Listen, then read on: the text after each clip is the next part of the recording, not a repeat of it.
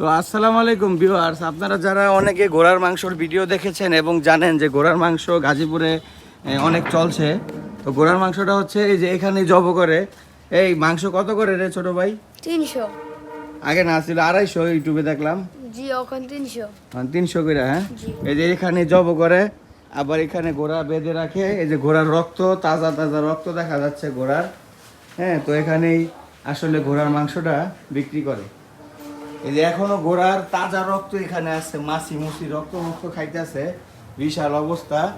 হ্যাঁ, মানুষে ঘোড়ার মাংস খাইলে কি হইব, মাছি কি খাইবো না? মাছি এই যে ঘোড়ার রক্ত খাইতেছে, কি একটা অবস্থা এই জায়গায়। হ্যাঁ, তো ইনশাল্লাহ দেখি যে ঘোড়ার মাংস কবে আবার জব করে ছোট ভাই, আবার কবে জব করবো এটা?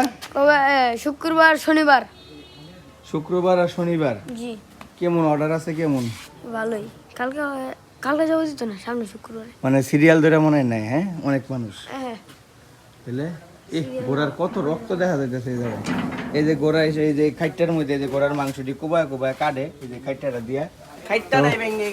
তো এখানে আসলে অনেক ঘোড়ার মাংস দেখলাম, ঘোড়া দেখলাম, আজকে ঘোড়া পাই নাই। ঘোড়া ইচ্ছা মতো ঘোড়া এই জায়গায় কাটছে।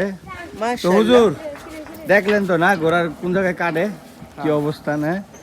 তো যাই হোক, আমরা আমাদের অনেক আগ্রহ ছিল এটা দেখার জন্য। তো আগ্রহটা এটা আসলে এই আগ্রহটা এতক্ষণে আমাদের মনের খায়েশ। যাক, সবাই দোয়া করবেন ওনারা যেন, এই ছেলেটি যেন ঘোড়ার মতো বড় হতে পারে, বড় হয়ে ইনশাআল্লাহ